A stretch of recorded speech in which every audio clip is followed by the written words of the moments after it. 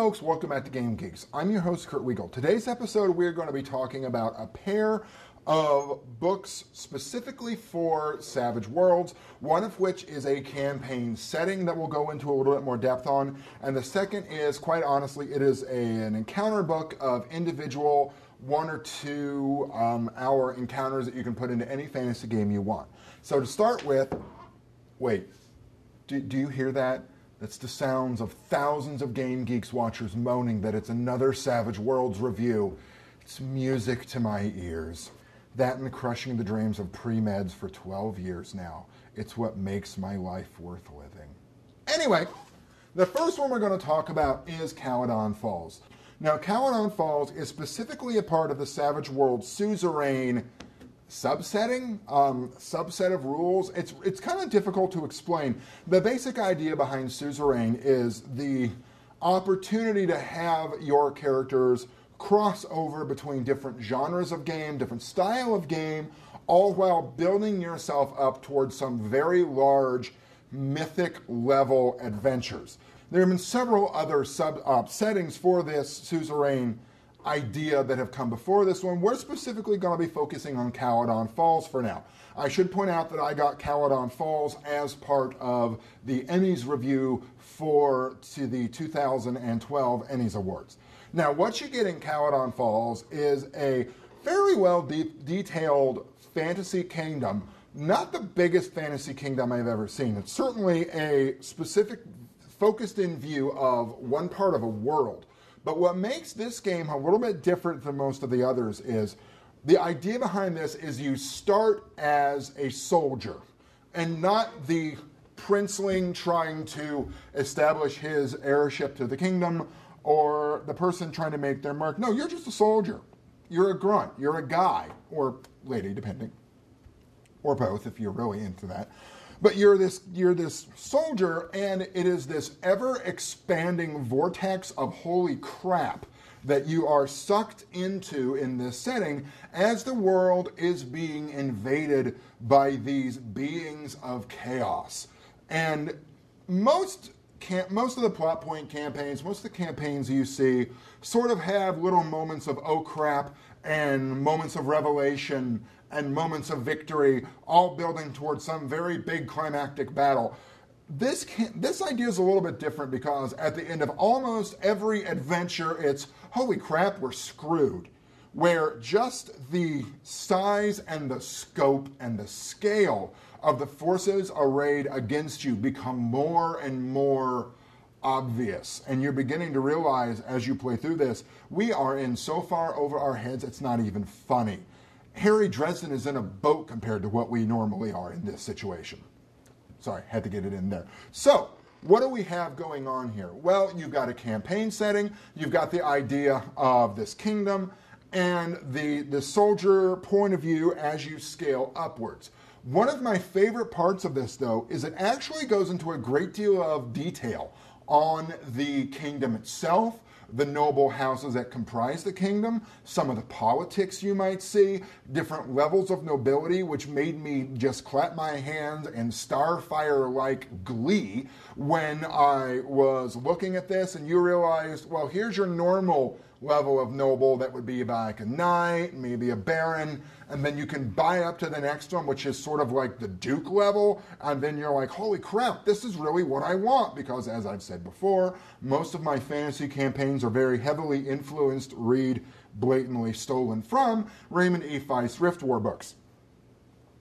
So you get detail on just different positions in a noble house, some of what goes on there, the idea of these different circles within the noble house, what the rulers would do, etc.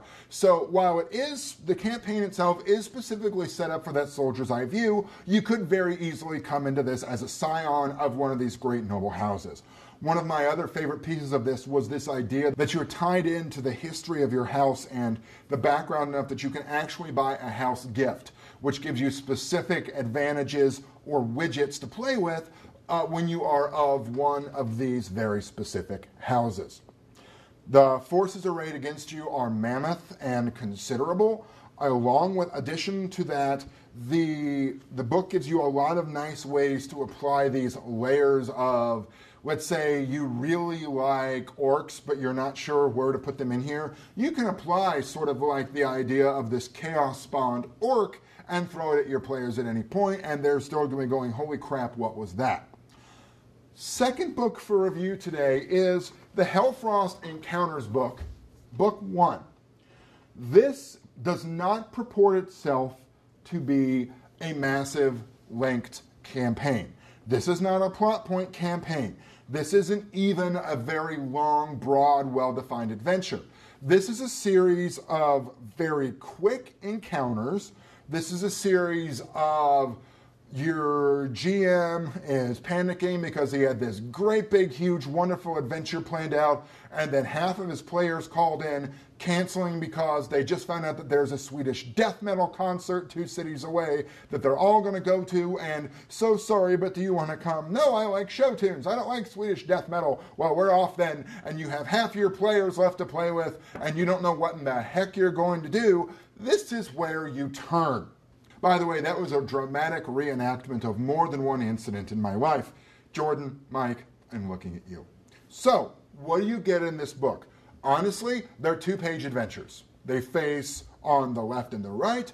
They are straightforward. The stat blocks are there for anything you run into. There are nice little maps that are included with every one of these adventures, and or an illustration or two that make it worth looking at. That kind of gives you some ideas and inspiration.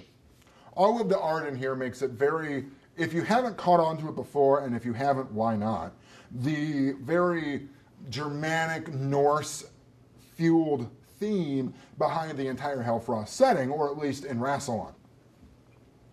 So these are your, oh crap, pick up one-night adventures, or even one couple-hour adventures that you then might be able to drag out by some fun role-playing and other sorts of situations like that, to something to entertain your couple of players who bothered to show up. One of the other nice things about this is at the top of every one of these, there's the idea of what rank your players should be when they get into this adventure. Now, these are mostly set for novice and seasoned characters. So they're toward the beginning of a character's life in a Savage Worlds fantasy setting. The end of every one, there's also a nice little how to continue this idea if you want to stretch this out a little further, or if something in that adventure just spoke to you and you just decided, hey, there's a really awesome entire campaign contained herein. Now, stuck at the back of this book, which was to me one of the more delightful surprises as I was reading through this, was this how do you describe this? A mercenary adventure or sellsword type campaign. This applies to both of these books. Most fantasy campaigns, let's be honest here, you're playing homicidal vagrants. Let me rephrase that. Homicidal kleptomaniac vagrants, where you find things, you kill things, usually with some very, very, very thinly veiled moral indignancy painted over the top.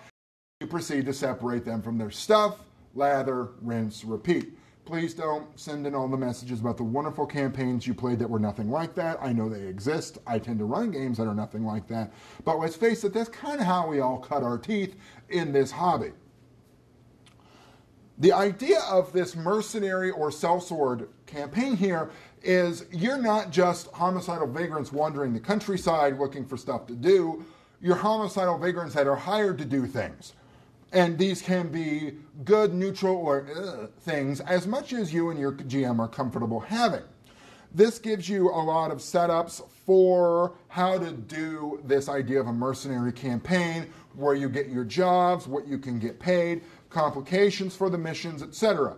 The other nice piece of this is that recently on the AAA Games website, they've released a supplement, a PDF supplement for Hellfrost, which is basically sellswords and mercenaries, which kind of expands on this idea a little bit more of you are a mercenary or sellsword band, and this is how you can structure adventures.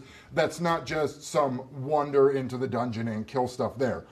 And am I the only one that has ever felt like the old school Gygaxian level dungeon was like the world's worst version of Let's Make a Deal? Behind door 1, 3 orcs and 1,000 gold pieces. Behind door 2, instant death. Behind door 3, 3 barrels of honey and 2 giant bees. Roll for initiative. This allows you to have a bit more direction, pick your word, toward building your campaigns.